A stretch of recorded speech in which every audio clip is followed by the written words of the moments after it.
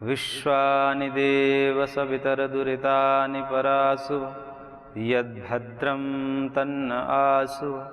ॐ सहना भवतु सहनौ भुनक्तु सह वीर्यं करवावहै तेजस्विनावधीतमस्तु मा विद्विषावहै। ॐ कृष्णाय वासुदेवाय हरये परमात्मने प्रणतः क्लेशनाशाय गोविन्दाय नमो नमः। ओम श्री परमात्मने नमः। श्रीमद् भगवद गीतामृतम में हमने विगत कक्षा में ज्ञान कर्म संन्यास योग से लेकर के कर्म संन्यास योग विगत 2 अध्यायों में हमने ज्ञान के द्वारा कर्म का वास्तविक त्याग को हमने समझा है। चौथा अध्याय था ज्ञान कर्म संन्यास योग और 5वां अध्याय था कर्म संन्यास योग। तो इन दोनों अध्यायों में हमने वास्तविक रूप में कर्म का त्याग कैसे होता है इस रहस्य को समझा। और कर्म का त्याग का तात्पर्य क्रियात्मक रूप से शरीर वाणी और मन के क्रियाओं का त्याग नहीं है, अपितु ज्ञानात्मक दृष्टिकोण से कर्म में निहित जो स्वार्थ है, अभिमान है, जो आसक्ति है, जो राग है, उसके त्याग को ही वास्तव रूप में कर्म का त्याग कहा गया, समझा गया। और जो कर्म के संन्यास से मुक्ति की बात समझी जाती है, इस बात को निरर्थक सिद्ध किया भगवान ने और कहा कि क्रिया का त्याग करने से, कर्म का त्याग करने से कोई मुक्त नहीं हो सकता, अपितु उसमें जो निहित स्वार्थ है, अभिमान है, उसी के त्याग से मुक्त हो सकता है। तो कहने का तात्पर्य यह है कि इन दोनों अध्यायों में हमने ये देखा कि ज्ञान ही मुख्य है। ज्ञान के द्वारा ही जो कर्म में निहित एक बंधत्व रूपी दोष है कि जो कर्म जीव को बांधता है, तो कर्म बंधन का कारण तब बनता है जब वो एक अज्ञान पूर्वक किया जाए। अज्ञान मूलक कर्म ही बंधन का कारण होता है। और वो अज्ञान क्या है? राग द्वेष आदि से युक्त होकर के, जिसको महर्षि पतंजलि ने क्लेश कहा है। अविद्या अस्मिता राग द्वेष अभिनिवेशा पंच क्लेशा।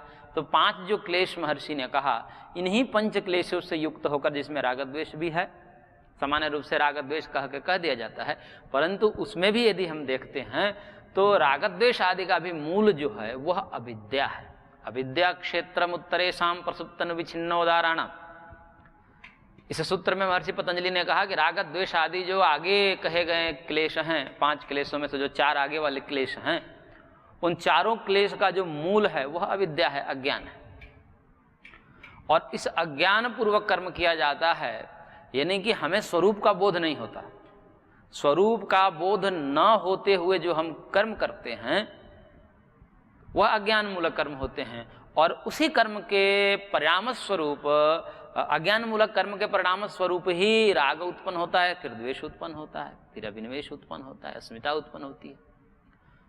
तो ये सारे जो क्लेश हैं उसका मूल है अविद्या, अज्ञान, अविवेक।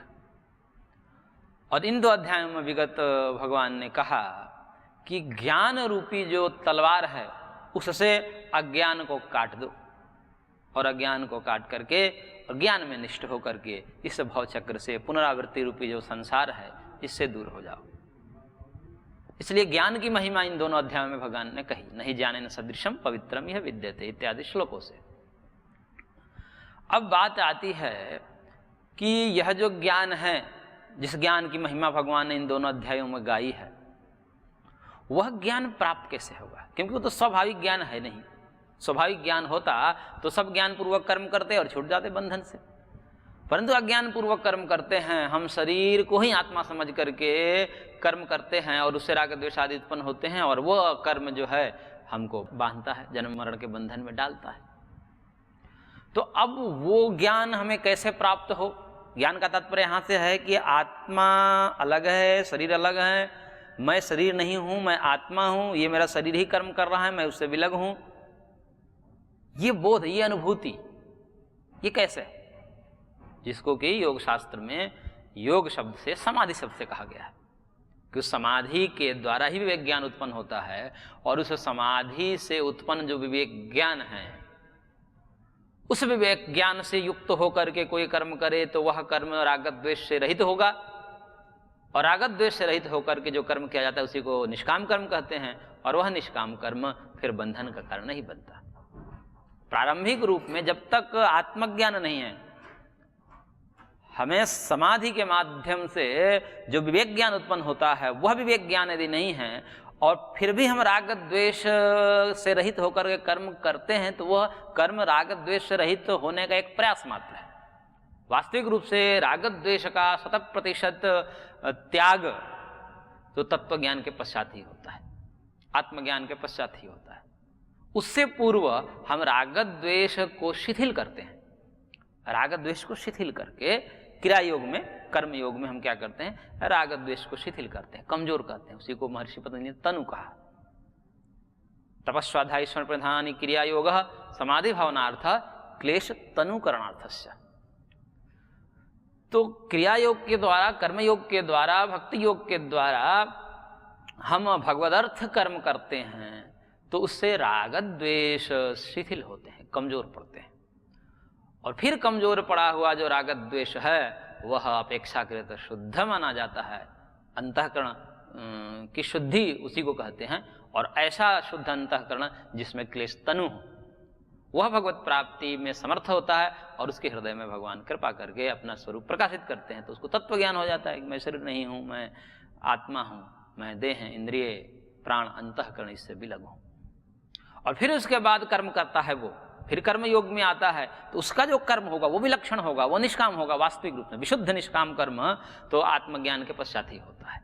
उससे पहले कर्म को शिथिल करना पड़ता है, क्लेश को शिथिल करना पड़ता है, राग द्वेष को शिथिल करना पड़ता है।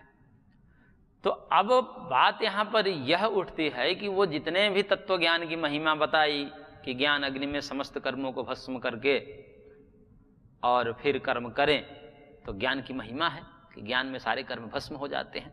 भस्म का तात्पर्य है कि वह आगे हमें बंधन में नहीं डालते, दुख में नहीं डालते।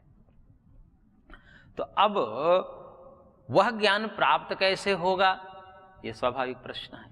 सबके मन में उठता है कि चलो ज्ञान की प्रशंसा तो आपने कर दी, परंतु ज्ञान प्राप्त कैसे होगा? जिस ज्ञान से हम युक्त होकर के ऐसा कर्म करें कि वो कर्म हमारा निष्काम हो, जिसमें राग द्वेष का लेस भी नहीं हो, और वो राग द्वेष के त्याग पूर्वक जो कर्म होगा वो विलक्षण होगा, उससे हम बंधन में नहीं आएंगे। तो कर्म करते हुए हम बंधन में न आवे, कर्म से खेले मानो जैसे बिच्छू है, डंक रहित बिच्छू से हम खेल रहे हैं, विष रहित सांप से जैसे हम खेल रहे हैं, वैसे ही राग द्वेष से रहित कर्मों से हम खेल रहे हैं। सारे कर्म करेंगे जो समान रूप से व्यक्ति करते हैं, वही कर्म करेंगे। वही कर्म अन्य व्यक्तियों को तो बंधन में डालेगा लेकिन हमको नहीं डालेगा। तो वह ज्ञान की जो महिमा है, जिस ज्ञान से ये सब हो रहा है, उस ज्ञान का ही फल है ये।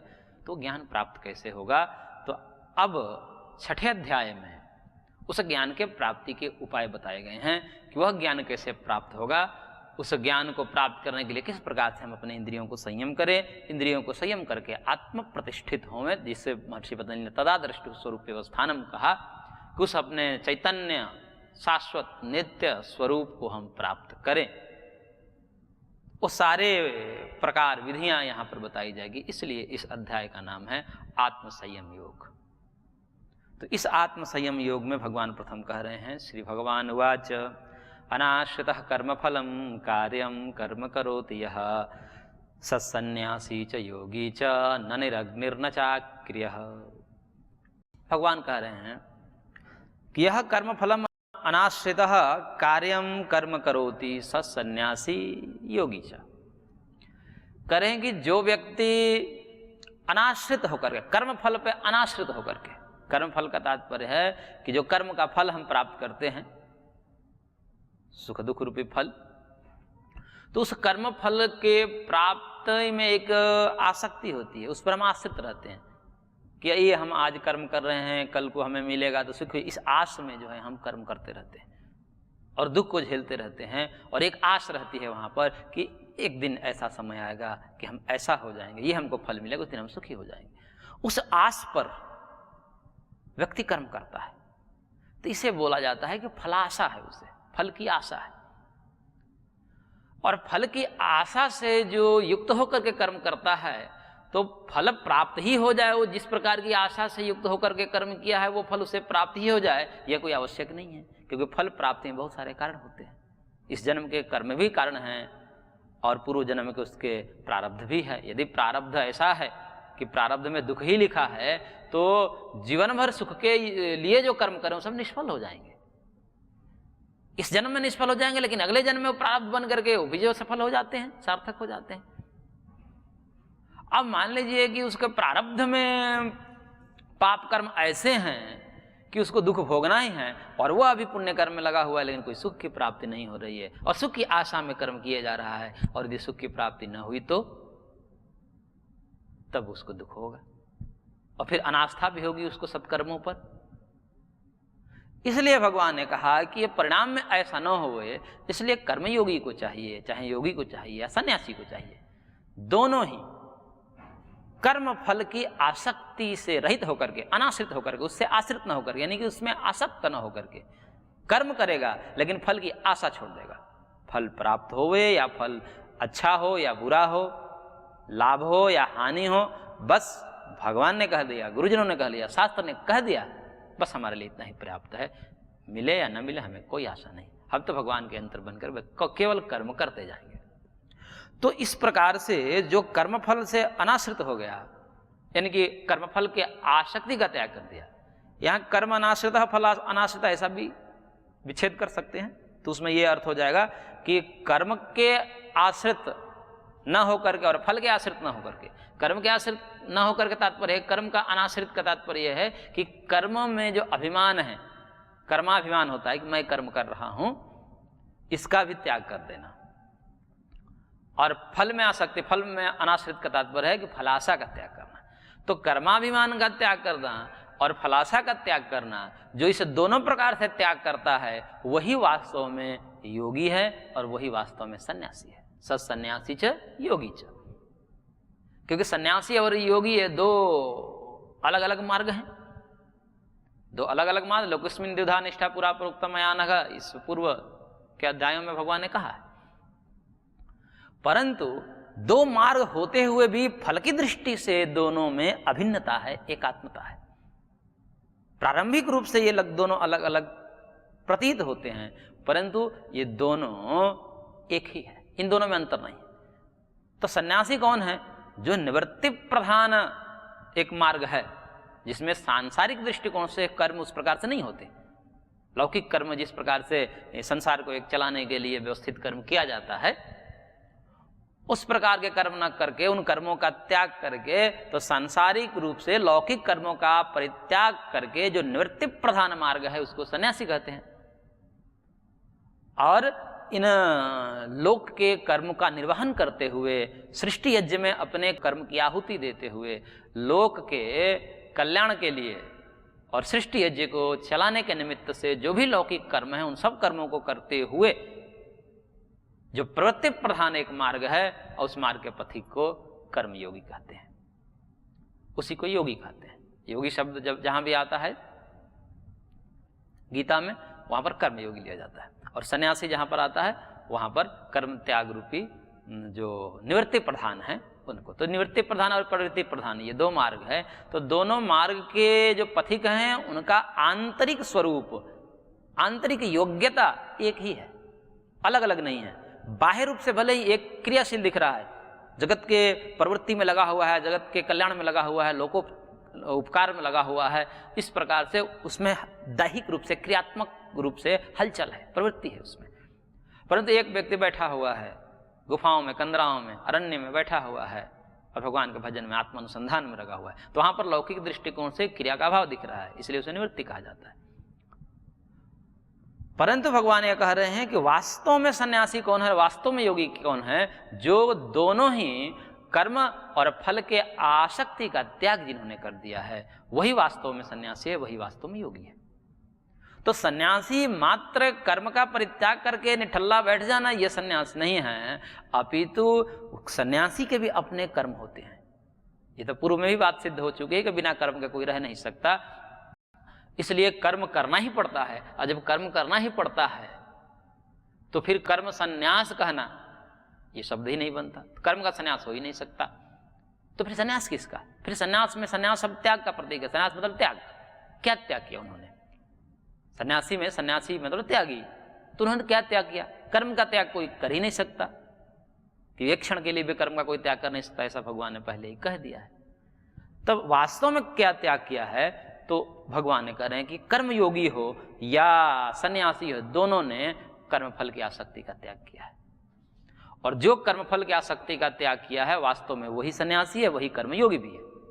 तो कर्मयोगी भी अपने को कर्मयोगी कह रहा है, परंतु लोकेषणा है, आसक्ति है, फल की आसक्ति है, कर्माभिमान है, मैं कर्म कर रहा हूं, मैंने ये किया, मैं ये करूंगा इत्यादि जो है कर्माभिमान है। तो वास्तव में जो है वह भी कर्मयोगी नहीं है, वो कर्मयोग का ढोंग है। तो इसलिए कर्मयोगी और सन्यासी वही हैं जो अपने अपने दायित्व का निर्वाह करता हुआ फलाशा से रहित है।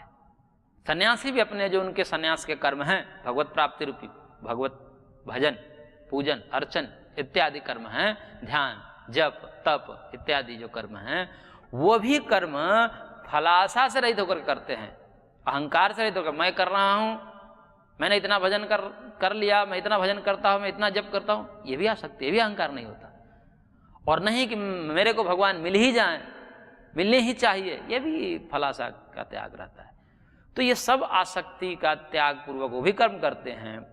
और जो कर्मयोगी हैं, लौकिक दृष्टिकोण से सेवा के कार्यों में लगे रहे हैं, भारत को विश्व गुरु बनाना है, सबको जो है सुखी निरोग और शिक्षित बनाना है, इस प्रकार के जो है प्रकल्पों में लगे हुए हैं, वह भी कर्म पूरा करेंगे, लेकिन होवे ना होवे उस आशा से रहित होते हैं, बस केवल कर्म में लगे रहते हैं। तो इसलिए वास्तव में वही सन्यासी हैं और वही योगी हैं। न निरग्निर न चाक्रियः, जो निरग्नि हो गया है, लेकिन अग्नि का त्याग करके सन्यासी संन्यास ले लेते हैं। अग्नि का मतलब जो अग्निहोत्र की अग्नि है उसका त्याग कर देते हैं, और त्याग करके और फिर बाद में जो है उनके लिए अग्निहोत्र अनिवार्य नहीं रहता। यहाँ तक कि कई संप्रदाय में अग्नि को छूते भी नहीं, स्पर्श भी नहीं करते। क्यों नहीं स्पर्श करते हैं? क्योंकि अग्नि जो है सकामता का प्रतीक है। अग्निहोत्रम जिह्वात स्वर्कामः स्वर्कामो यजेत इत्यादि जो शास्त्र वचन है, वेद वचन है, इन वचनों से अग्नि सकामता, स्वर्ग रूपी जो फल है, जो सकाम ही है, स्वार्थी है, वहां पर भी सुख विशेषश्च स्वर्ग, सुख की कामना है। सुख क्या है? अपने को सुखी रखना, ये स्वार्थी तो है। तो सुख की कामना, सुख का एक साधन अग्निहोत्र है, इसलिए अग्निहोत्र का त्याग कर देते हैं, क्योंकि उनको सुख नहीं चाहिए, चाहे ऐन्द्रिक सुख हो, स्वर्ग में भी ऐन्द्रिक सुख की प्राप्ति होती है। तो समस्त प्रकार के ऐन्द्रिक सुखों से विरक्त हो जाता है सन्यासी, इसलिए वह अग्निहोत्र का परित्याग कर देता है। और अग्निहोत्र का परित्याग कर देना मात्र और करके निठल्ला बैठ गया, भगवान कहते हैं कि यह मात्र सन्यासी का लक्षण नहीं है। न निरग्नि न चाक्रिय, अक्रिय हो जाना, निष्क्रिय हो जाना, निठल्ला बैठ जाना कि अब तो कर्म भी नहीं करना, क्योंकि अग्निहोत्र में विधि विधान थे, दोनों समय अग्निहोत्र करना पड़ा था, अब त्याग कर दिया तो बैठ गए। इतने मात्र से सन्यासी नहीं हो गया, अपितु जो उसके अपने कर्म हैं, समदम आदि तो उसको भी करने ही पड़ते हैं, ध्यान तो उसको भी करना पड़ता है, भजन जब तो करना ही पड़ता है। तो उन कर्मों में भी फलाशा का त्याग होना ही वास्तविक रूप में सन्यासी का लक्षण है और कर्म योगी का लक्षण है। दोनों में कर्मफल की आसक्ति का त्याग ही मुख्य है। तो इसलिए दोनों जो क्या है, एक ही है। तो दोनों को कोई अलग अलग ना समझे। और भगवान ने पूर्व में भी कह दिया कि सांख्य योग पृथक बाला प्रवदंती न पंडिताः, कि पंडित लोग सांख्य और योग, सांख्य का मतलब संन्यास मार्ग, ज्ञान मार्ग, और योग का मतलब कर्मयोग का मार्ग, तो एक निवृत्ति मार्ग और प्रवृत्ति मार्ग में पंडित भेद नहीं करते। ये तो अज्ञानी मूर्ख लोग हैं जो इसको भेद समझते हैं कि दोनों अलग अलग है।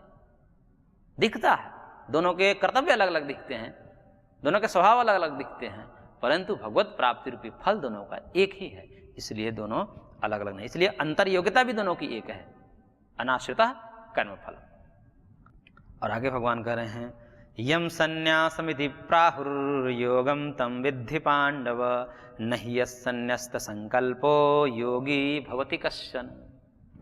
भगवान कह रहे हैं कि हे पांडव, यम संन्यासमिति प्राहु, जिसको संन्यास कहा जाता है ना, जिसे निवृत्ति प्रधान कहा जाता है, तम योगम विद्धि, उसी को तुम योगी भी जानो, योग भी जानो, क्योंकि योग का मतलब कर्मयोग।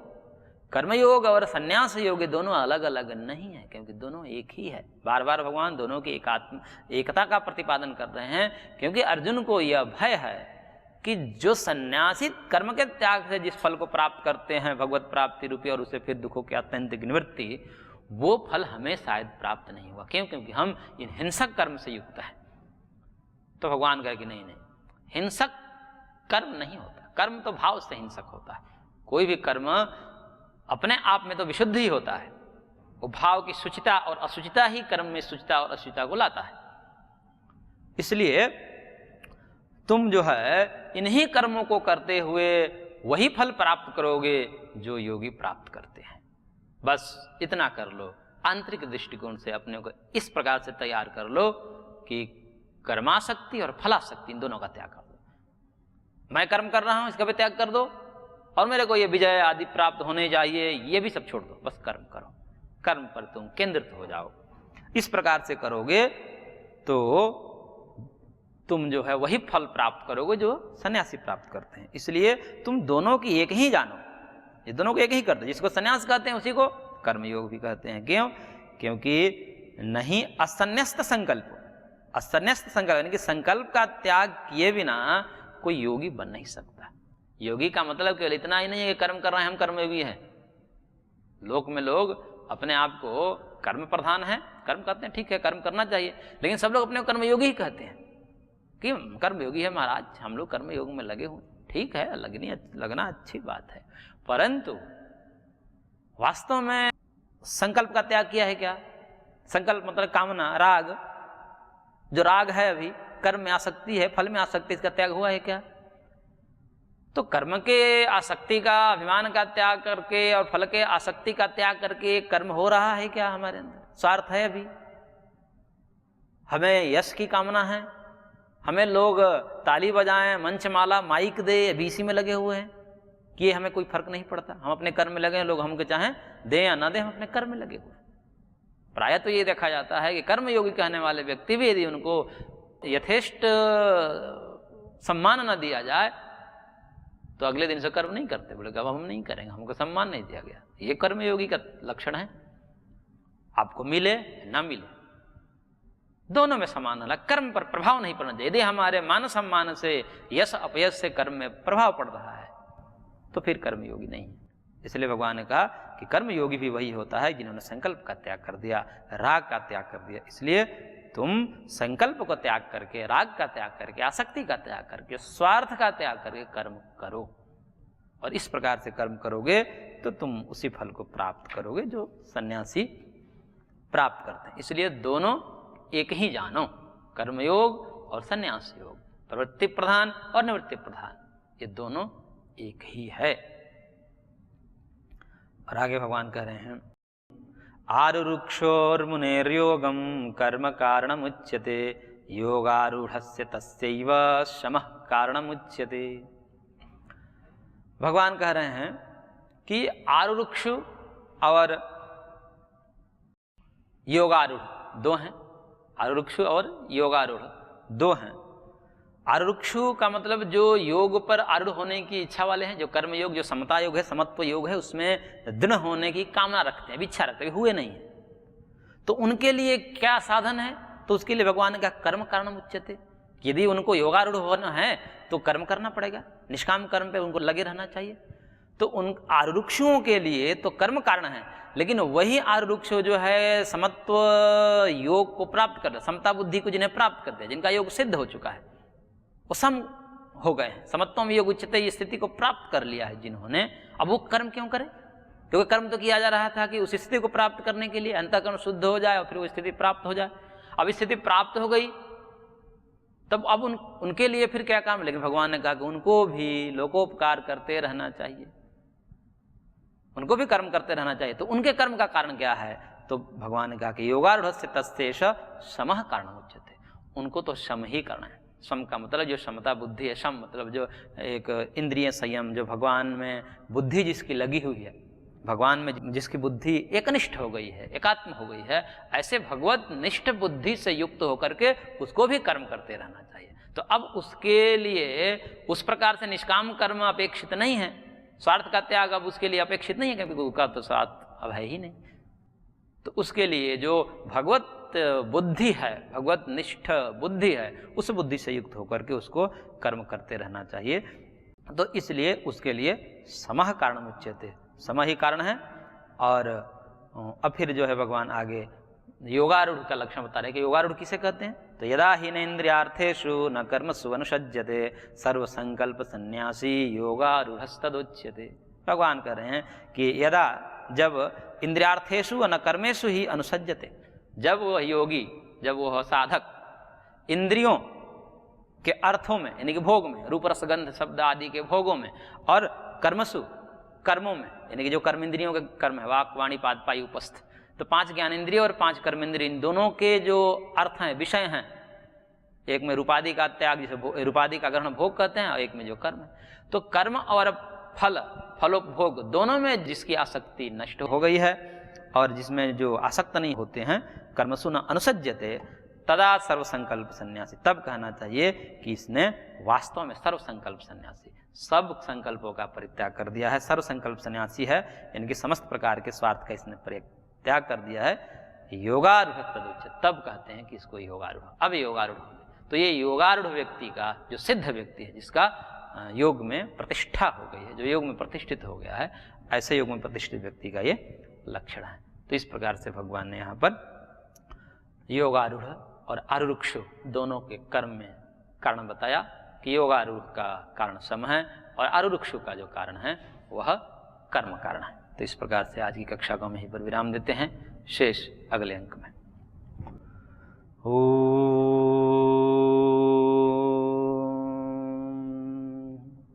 शांति शांति शांति।